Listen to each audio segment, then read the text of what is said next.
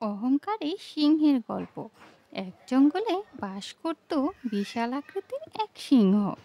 আর সেই সিংহটি ছিল ভীষণ অহংকারী আর শক্তিশালী। সে এতটাই অহংকারী ছিল যে জঙ্গলের অন্য কাউকে পরোয়া করতো না।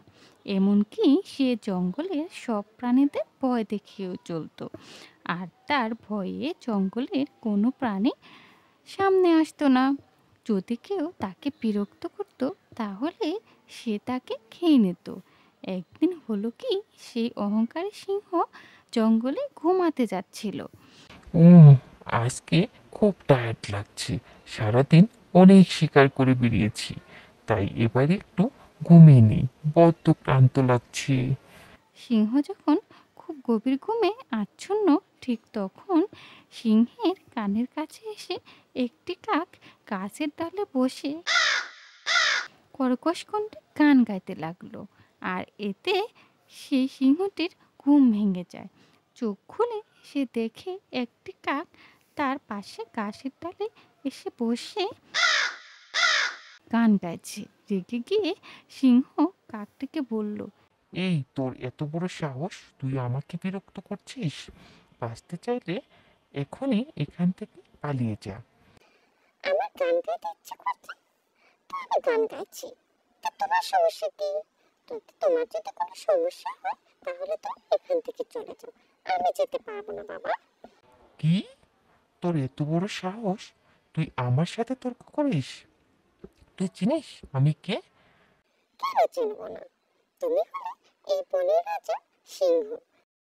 কিন্তু আমি কাউকে ভয় পাই না। গান গাইতে মন চাইছে তাই গান গাইছি। তোমার মতো একটা গাধার বৈঠক্য সিংহের ভয়ে পালিয়ে যাব না। হুম? কি? তুই আমাকে কাদা বললি? তবে রে হতচ্ছাড়া, আজ তোকে আমি মেরেই ফেলবো। এই বলে সিংহ আর কাক তখন বলল, ঠিক আছে, আমি চলে যাচ্ছি। তবে তোমার মতো অহংকারী সিংহকে কিভাবে শায়েস্তা করতে হয় তা আমি জানি। আমি আবার আসবো। এই বলে কাক সেখান থেকে চলে যায়। আর এইদিকে সিংহ আর কাকের কাণ্ড কারখানা দেখছিল দূর থেকে একটি শেয়াল আর টুনি পাখি।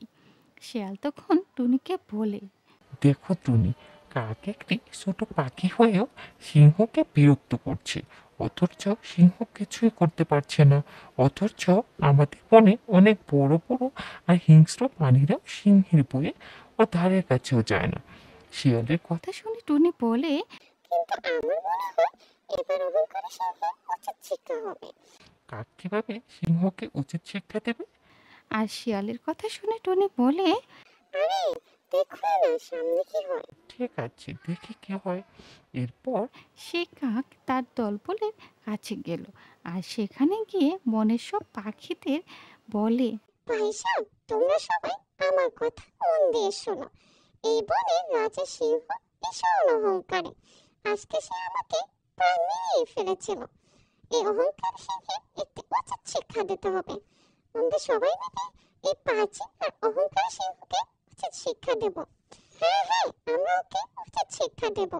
কাকের এই কথা শুনে পাখিরা রাজি হয়ে যায়। এর পরের দিন সিংহ যখন আবারও ঘুমাচ্ছিল, তখন সেই কাকটা সিংহের কাছে এসে সিংহকে ডাকতে লাগলো। রাজামশাই, রাজামশাই, ও রাজামশাই। কে রে তুই? ও তুই? তুই আবার এসেছিস? হ্যাঁ গো, আমি আবার এসেছি। তোমার অনেক অহংকার।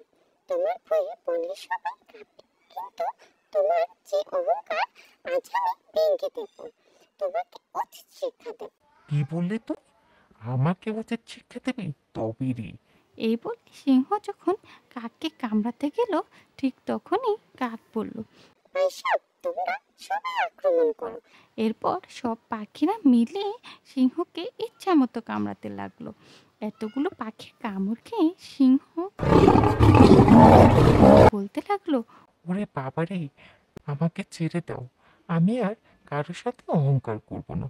ওরে বাবারে, বাঁচাও বাঁচাও বাঁচাও, আমাকে বাঁচাও। কিন্তু কাকেরা সিংহের কোনো কথা না শুনে ইচ্ছে মতো কামড়াতে লাগলো। আর সে সিংহেই জঙ্গল থেকে দৌড়ে পালিয়ে গেল। আর এভাবেই বনের সব পশু পাখিরা সে অহংকারী আর ভয়ঙ্কর সিংহের কাছ থেকে রেহাই পেল। তো বন্ধুরা, আজকে আমরা এই গল্প থেকে কি শিখলাম? ছোট বলে কাউকে অবহেলা করো না, আর কখনো অহংকার করবে না। গল্পটি ভালো লেগে থাকলে অবশ্যই আমার এই চ্যানেলটিকে তোমরা সাবস্ক্রাইব করো।